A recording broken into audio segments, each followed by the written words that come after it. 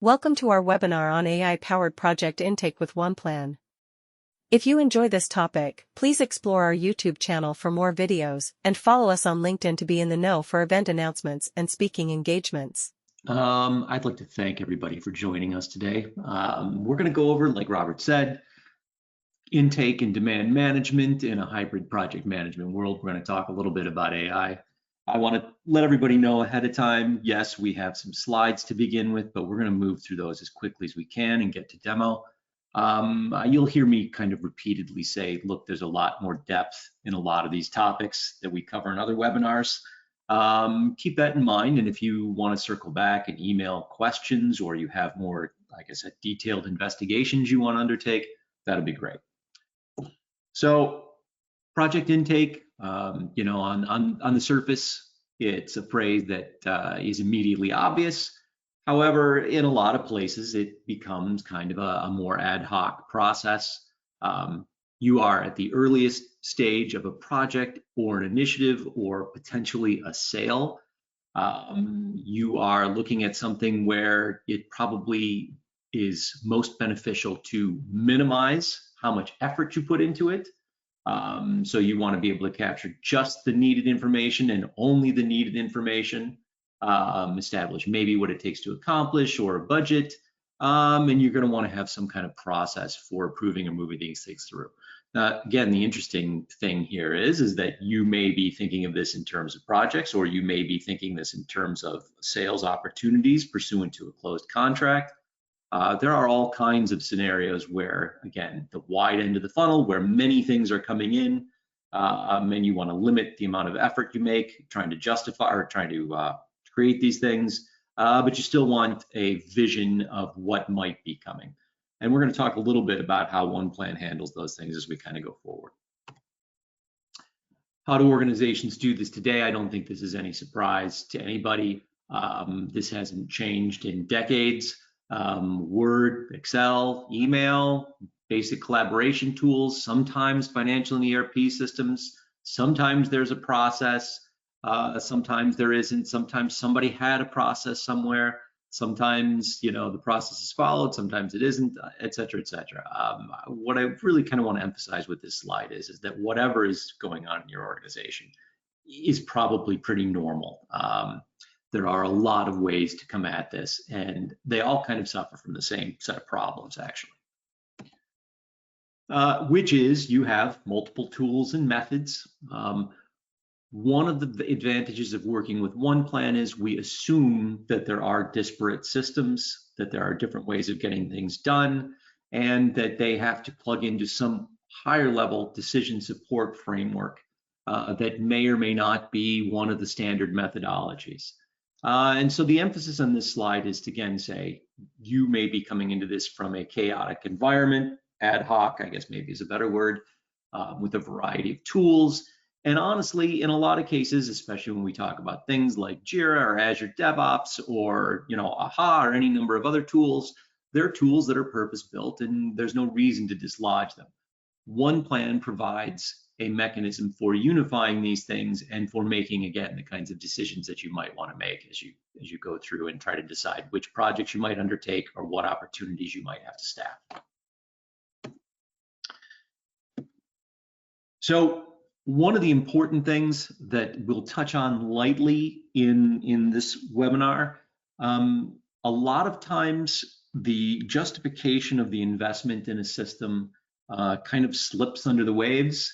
It's not clear in a lot of cases who will benefit. It could be being stated in terms of, for example, a PMO doing less work, or it could be stated in terms of an executive being able to have visibility and make better decisions. But in general, it's important that we get those stakeholders who will benefit identified and what their benefit will be. Then the next step, of course, is ensuring that the benefits actually happen. It's a key point that people overlook as well. When you undertake a project like this, it could be a big investment in time and effort, and you want to make sure that you get the output that you expect. How long will it take to see return on this investment is another item that everybody should always be thinking about. A lot of times you see people say things like, well, if they can't get it done in 4 weeks, then it's not worth it. And 4 weeks later, they still don't have anything, and so on and so forth as you kind of go forward. Getting a realistic handle on how long you will ensure that your stakeholders get the results you've promised is an important step. And finally, obviously, how do we measure these returns in a quantifiable way? A lot of times this slips straight into kind of discussions about ROI and how do we make money as a business, but that's not necessarily the end all be all.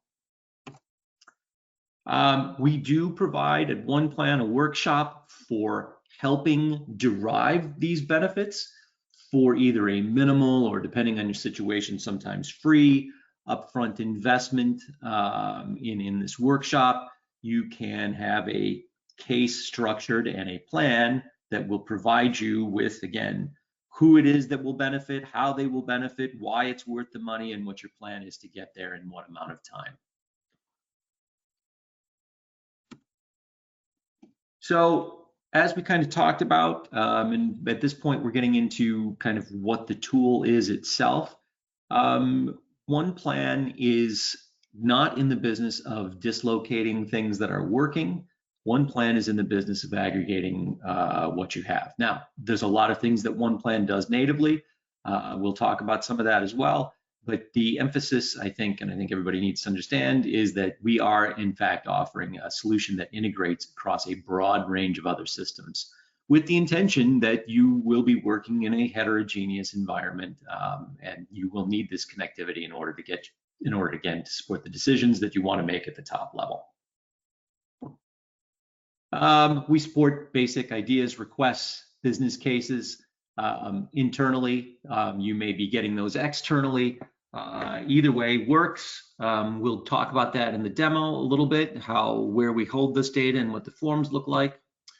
Your comprehensive intake forms are available in OnePlan itself, and of course, again, you can gather this data through other systems. Once it's in OnePlan, you get the advantages of having all of this information gathered in one place. You can visualize, you can associate dependencies, you can align with strategies, and we will definitely demonstrate that. You get the benefits of visual resource capacity planning. This is generally very, very hot on the topic when it comes to intake. Can we actually get this work done? Do we have the people to do this? This is an independent thread in OnePlan or a dependent thread. And by that, I mean you can either work with project schedules, Gantt charts, task dependencies, that kind of format, or you can just do resource capacity planning, period, unto itself. And depending on where your organization is, one or the other may make more sense. But either way, when you are taking ideas in, you can work at the level of detail that you need to.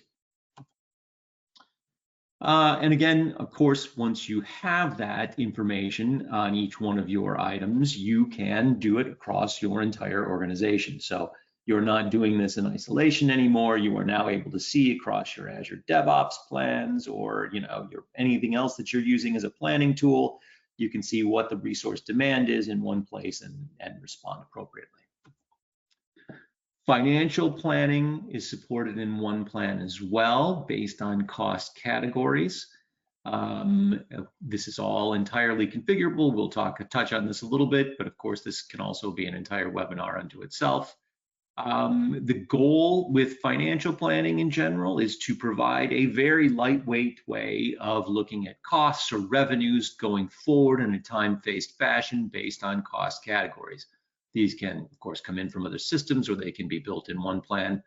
But you may choose to, in part of your intake process, build out a quick financial plan that is then aggregated and plugged in across the organization so you can see how much you intend to, like I said, either spend or the revenue you tend to earn. OnePlan Modeler is actually where we're going to start the demonstration. The OnePlan Modeler's virtue is that it provides what-if scenario modeling. And by that, we mean based on the real information you have in OnePlan, you are able to construct specific models, and within each one of those models, specific scenarios. And then you are able to compare those scenarios to each other to see what your results would be if you undertook any one of these scenarios. We'll spend a little bit of time on this because this is a very powerful tool when you're talking about intake and things you could do. But the key outcome here is that this is often a process that gets asked for as part of a fire drill. And suddenly you can, in theory, and hopefully, look like a hero when using OnePlan. You are able to not just say, well, we could do these things, but you're able to come up with a good, better, and best set of scenarios, show the comparisons between them, and provide your executive a point of decision. All right, we're going to move to the demonstration now. I hope that was a quick and useful introduction via slides. I know nobody likes to dwell on slides forever. So this is OnePlan. I'm not going to spend a lot of time talking about the navigation for OnePlan or all of the things you will see on the screen. Again, there are many possible webinars coming out of OnePlan. Down the side, the basics of navigation, a home page, my work, timesheets, my ideas. We will look at my ideas today. My strategy will lightly touch on that. My portfolio, again, light touch, enterprise architecture, resource plan, status reports, modeler, which is what we're about to talk through, and the resource center. We'll lightly touch on several of these, like I said. But each one can be a webinar in and of itself, and we're going to try to stay focused on project intake and how to handle that project and/or opportunity intake.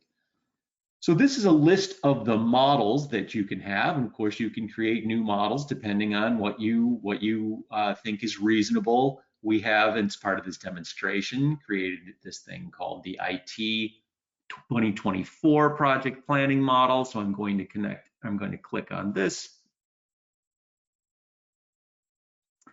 And what the model is itself is a collection of things that you could do. And I'm being deliberately ambiguous about things because, as you'll see, we have ideas, we have opportunities, we have projects, we have things that are pre-projects. Any model can contain any number of these kinds of things, whatever makes sense to, again, support the decisions that you want to make. And at this point, I'm going to diverge a little bit and talk about AI in modeling. A lot of what I'll show you in terms of these modeling tools should be familiar and should work exactly the way you think it will. But we do also connect and provide AI. So if I wanted to say, provide me with a summary of the data in my model, for example, we will go off, we will ask Sophia, she will do her thinking.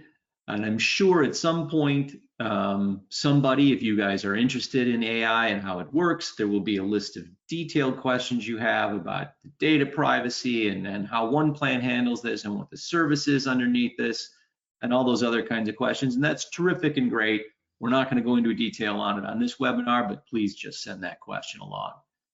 So as you can see, here through the miracle of the large language model, we're able to ask basic questions about the information we have and get an AI analysis of what this is. In terms of what it can or can't do, I'm going to just close this again real quickly.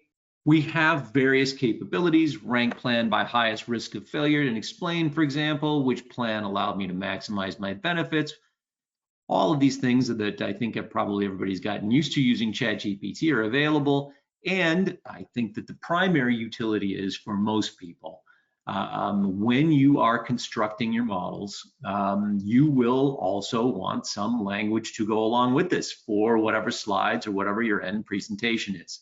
This is a great starting point for you. Of course, you would need to then modify it going forward. But you have this as a tool in your pocket to, when you use OnePlan, to describe whatever it is the scenarios are that you're presenting. Okay, so again, that aside with AI, we are in a model called IT 2024 planning. We have not selected a scenario, so at this point, this model just contains everything that there could be. We'll talk about scenarios in a second. But if I scroll down, I can see that everything is ranked in priority order. This priority order is drag and drop, so you can move things up and down in terms of priority just by dragging and dropping. you can see that you have a configurable set of columns across the top: estimated start date, end date, benefits, budget, committed effort, prioritization score, various associated fields that you want, so that if you have a knowledge management structure you want to plug this into, you can do that. Various views that you can build. In this case, we only have one, but we can do multiple views if we want to do that. And at this point, like I said, I think just basic intake with stack rank prioritization, drag and drop, is a big leap forward for a lot of organizations that might be using a ton of spreadsheets to do the same thing. So real quick, we're going to talk about constraints. What is prioritization with no constraints? I'm going to click on Analyze, and down below, I'm going to see that I have scenarios: a $10 million target, a $15 million target. What's my total budget based on the projects that I'm spending? I have 40 in, $50,000 in total committed effort. If I just wanted to come down and start to say, you know, I'm going to start deselecting low rank projects. So these are now under the outline. Let's see, we're going to get there. No, we're not going to get there. Anyway, so you get the idea. You're able to deselect and work back into your targets. Now, what I'm going to do is take a look at the resources and finances. So instead of looking at it this way, I'm going to add my Gantt chart to the side, and I'm going to show, instead of this, I'm going to show resources below. So again, keep in mind, you are in a model. This is your real data drawn from your real system, but you're not making changes to the actual underlying system of record. You are just building a model on top. And down below, you can see in our resource pool, most people have availability, some people don't, some people are in the red. Yes, you can drag and drop project start dates if you want to. You can come in and modify these things directly if that's what you want to do as well. So I can modify what Eric is or is not working on and how many hours he's spending. I can also do the same thing if I want to with finances. So in this case, again, we are talking about a budget in a certain period and how much we're going to spend each month. Of course, this is all configurable, but I'm able to kind of do the same kinds of modeling in order to decide, you know, how can I make my targets? How can I meet my goals? I am also, and maybe just as importantly, I'm able to visualize these things and see how they actually interconnect. So this pretty simple model, I'm able to kind of see projects. Let's drag this up so I get a little bit more screen space. I'm able to see these connections have been made between various plans, successor and predecessor plans, which is great. I'm also able to see this connected to strategic objectives, for example, and see how these things interconnect. And I'm able to do things by color coding and various other pieces as well. Again, depending entirely on what you find most useful in your modeling for intake and upcoming opportunities. So I'm going to just real quick come down and take a look. Well, I'll do one last thing. We'll do the bubble chart, and you kind of get a basic setup with your benefits and your prioritization score and what you should do along here as well. Again, keeping in mind the scenario is you're actually modeling what it is that you could do or what it is that you might want to do. So now to that point, you can see that we do have these scenarios here. I'm going to open up the $10 million scenario, and I'm going to open up the $15 million scenario, and I'm going to go to details, $10 million, scenario 1, scenario 2. I'm going to compare the two, and I'm able to kind of look at and again, this is configurable. I'm able to look at what's in and what's out for each of these two scenarios. I'm able to look at the things in terms of their priority. And I'm able to look at these and say, I could, in fact, configure this differently and make different decisions about how I want to approach this. Finally, I also have, of course, a dashboard capability where I'm able to look at this visually if this is what I would like to do. Again, completely configurable. So this should, at this point, lead you guys to question, how does all of this get into the system to begin with? And of course, I want to re-emphasize that OnePlan has a large library of out-of-the-box configuration or connectors to a lot of the products that you would expect to see across our ecosystem. OneConnect itself is a product with a proper and complete API and logging and everything else that you would expect in configurability. So if you have other systems, it is both end user configurable and consulting supported. It doesn't matter which way you go with. As long as it's out of the box, you can do this without really any deep technical acumen. Or if you have a system that we don't currently have, we would use OneConnect as the platform to pull these things together. OnePlan itself has basic idea functionality. So if you are starting with something called My Ideas, just like you would expect, you see the ability to vote, star rating. Each idea has its own set of details. I'm going to go ahead and click on Quick Edit just to show this to the side. Now, one of the key things as you kind of work through OnePlan and you see these things is that OnePlan has workflow and life cycle that is specific to the plan type. So we have lots of plan types. They are a configurable feature as well in OnePlan, and each one can have its own separate life cycle. So in this case, My Idea has its own life cycle. But more importantly, you have kind of the basics of configurable fields that you can have for each idea, depending on what you need. You can also, of course, if I want to come in and say, let me see the details in general on this idea, I'm able to do things like have a financial plan if that was what it was, if that was required by my process. I'm able to kind of, again, have its own life cycle.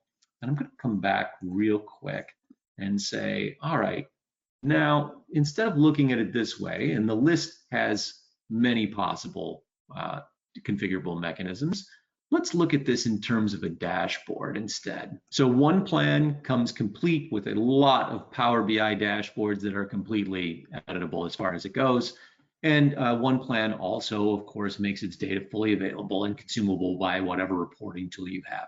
But the short of this is that you get out of the box a dashboard that you can present to somebody just in terms of ideas, if that makes sense. And finally, the most important thing, I guess, or maybe not the most important thing, but a key item that I would like to cover, let's go back to all ideas, is this notion that I can select a plan and I can, what we call reorganized, but what it really is I'm able to take this idea once it's made it through whatever process you have, whether people need to vote on it, whether you justified it through revenue, whether this opportunity has matured in Salesforce and now it needs to go from an idea to an actual initiative or project. I'm able to take this and move it to any one of the other possible plan types in the system. And in this case, you know, it wouldn't make much sense. It might make sense to promote an idea to a portfolio, program, project, epic, feature, objective. Again, all of these things are ultimately configurable depending on what your process is. The main point that I want to make sure that we emphasize is that as you start working with OnePlan, wherever this starts and wherever this moves to, you are able to transform this into the next item in your list. So having done that, these items end up in something called My Portfolio. Now, again, these items all are the source for your models and your what if scenarios. In this environment, these are the actual items. So if any changes we make here are to the system of record, whereas in the model, right, they're not changes to the system of record, they're just changes to the model itself. But we're able to kind of, again, go through and see, oh, now we've got these things in various places, projects, epics, those kinds of items. If we want to drill down real quickly, I don't really want to dwell on this particular webinar. Let me just do this. Let's open up everything. But you can see if we come into details and go to quick edit on this, this is already a project. It gets its own life cycle, it gets its own fields, and it is gets its own configurable fields. Again, each plan is going to have exactly the same kinds of things. This is an execution phase. It's going to be different from an idea depending on if you promote it or not. And I'm going to now come in and just real quickly at a glance, take a look at the resource plan for this particular item. Let's take a look here. Each plan type can also carry a resource capacity plan, in this case, committed hours across these various resources. This will be important in a second. Same thing goes for financials across each one of these items. You've got committed resource, committed budget across each one of these. This then puts you in a place, having kind of worked through this portfolio piece, to then fill in the modeler and decide what you should be doing or you shouldn't be doing, and what you should be approving. So I'm going to just tie this off by talking about resources. So this is the resource plan from across the system.